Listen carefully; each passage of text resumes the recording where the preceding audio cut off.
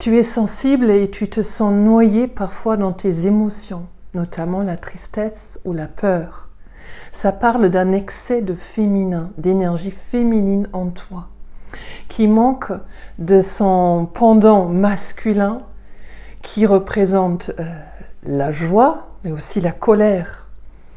Quand les deux fonctionnent, quand j'ai peur et je me sens triste, mon masculin, il peut ramener la joie, il peut ramener la colère pour poser mes limites, pour dire stop, je ne veux plus de ça, on change quelque chose.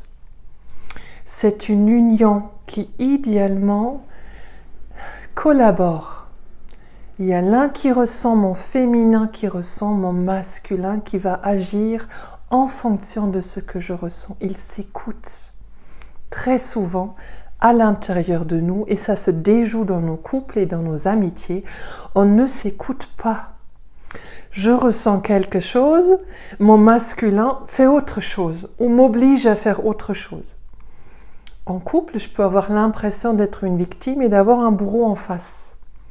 Mais ce n'est qu'une projection de mon monde intérieur sur mon monde extérieur. Si à l'intérieur de moi, je n'ai pas accès à la force, à la puissance de m'écouter et d'agir sur ce que je ressens, ce dont j'ai besoin, je manque de masculin. Beaucoup de personnes sensibles ont peur d'être violents, ont peur de leur propre force, ont peur de leur propre masculin. Pourtant, notre masculin, s'il est sain, s'il est dans son rayonnement, il est magnifique. Il peut changer le monde. Nous avons besoin de ton masculin, de ta force, mais connecté à ton féminin.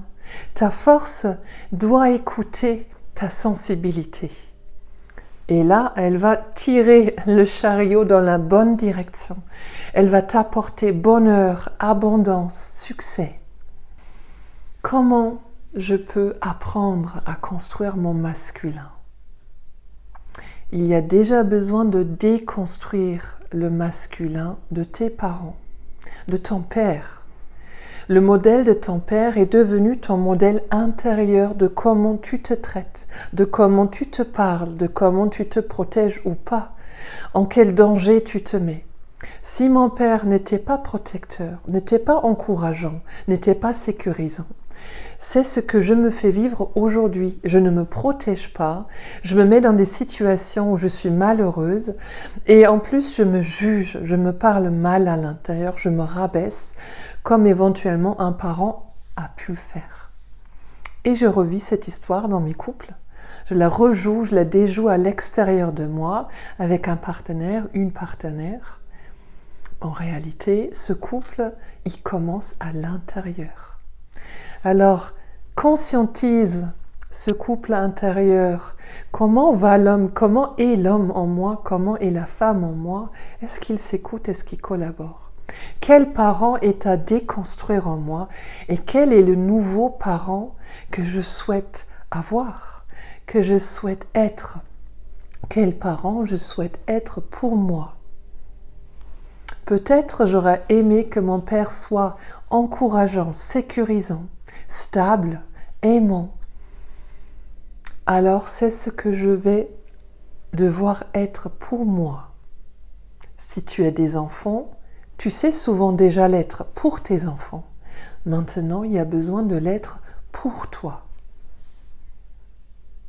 À chaque fois que tu es dans une situation difficile et tu ne sais pas quoi faire, ce qui est la bonne décision à prendre, demande-toi si mon enfant, une petite fille ou un petit garçon était dans cette situation, est-ce que je lui permettrais d'y aller? Est-ce que je lui permettrais d'y rester?